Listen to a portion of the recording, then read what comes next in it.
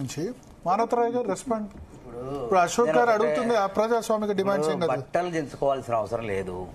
ఇది కాంగ్రెస్ ప్రభుత్వం.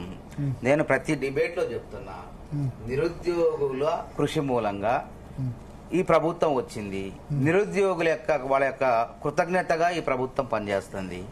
60,000 ఉద్యోగాలు ఇచ్చినవంటే సరే నోటిఫికేషన్లు ఇవ్వడానికి ఇవ్వచ్చు. ఇళ్లకు గానే పండగ కాదు.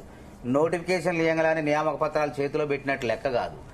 ఏ ప్రభుత్వం అయితే చిత్తశుద్ధితో నోటిఫికేషన్లు ఇస్తారో ఇచ్చి వెంటనే సత్వరమే వేగవంతంగా పారదర్శకంగా నియామక పత్రాలు చేతిలో పెట్టిన వాళ్ళదే ఘనత అవుతుంది. ఎందుకనంటారంటే కేసీఆర్ గారు మీరు ప్రస్తావన తీసుకొచ్చారు. ఆ 2014 కేసీఆర్ గారు ఏ గ్రౌండ్ లో మా ఓల్డ్ పీజీ హాస్టల్ ఎదురుగా ఆయన హెలికాప్టర్ దిగారు. ఎన్నికల ప్రచారంలో భాగంగా దిగుతుంటే విద్యార్థులందరూ ఆయన అడ్డుకున్నారు దిగొద్దని. ఎందుకని? అది తెలంగాణ ఉద్యమం చేసింది మేము. నువ్వు కాంట్రాక్ట్ క్రమబద్ధీకరణ అనే మేనిఫెస్టోలో పెట్టి నువ్వు ఎవరిని క్రమబద్ధీకరిస్తావు అంటే గెస్టెడ్ ఉద్యోగాలు కూడా క్రమబద్ధీకరిస్తావా? దీనికి సమాధానం చెప్పు అని అంటే చెప్పలేకపోయింది. హెలికాప్టర్ దిగలేక అవమానంతో పారిపోయింది. ఆ రోజు ఆయన మనసులో పెట్టుకున్నాడు, వీళ్లకు ఉద్యోగాలు ఇవ్వద్దు, ఇచ్చినట్టే ఉండాలా, కోర్టు మెట్లెక్కాలా, చిక్కులతో నోటిఫికేషన్లు ఇవ్వాలనుకున్నాడు. కానిస్టేబుల్, ఎస్ఐ ఏ నోటిఫికేషన్ ఇచ్చినా హైకోర్టు మెట్లెక్కటం, ఆగిపోవటం, సంవత్సరాలు పడేది. కాబట్టి రేవంత్ రెడ్డి గారు వచ్చిన తర్వాత ఆయన ఒక రాజకీయ నాయకుడు అయి ఒక పారిశ్రామికవేత్తలతో భేటీ కాలేదు, లేకపోతే వ్యాపారస్తులతో భేటీ కాలేదు.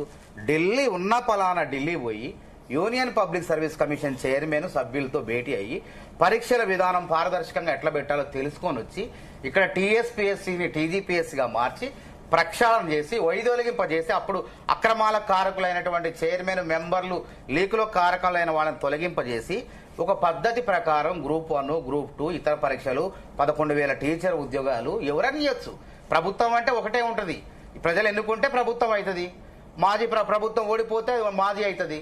కాబట్టి ఆ 60,000 ఉద్యోగాలు మొత్తం ఉన్నది ఎంత? వాళ్ళు నోటిఫికేషన్లు ఇచ్చి పేపర్లు మీరు ఓన్లీ సర్టిఫికేట్ ఇచ్చి మీరు ఫిల్అప్ చేస్తా అన్నది కొత్త 2 లక్షల ఉద్యోగాలు, పాత ఉద్యోగాలు. ఇప్పుడు ఒక ఛానల్ ఉందండి, మీరు ఒక సీఈఓ గాను ఉన్నారు. ఒకళ్ళు ఉంటే అది చూడట్లే జనాలు. మీరు వచ్చిన తర్వాత వ్యూవర్స్ పెరుగుతున్నారు. అది మీ టాలెంట్, మీ గొప్పతనం. కాబట్టి ఇవాళ మీరు ఇందులోకి ఎందుకు వచ్చారు వేరే ఛానల్ అంటే మీ అవసరం ఉంది ఇక్కడ. కాబట్టి రేవంత్ రెడ్డి గారు ఏంటంటే ఆ ప్రభుత్వం చిక్కులు ఉన్నది, చిక్కులతో లాంచ్ చేసింది నేనే, మీరే చేశారు.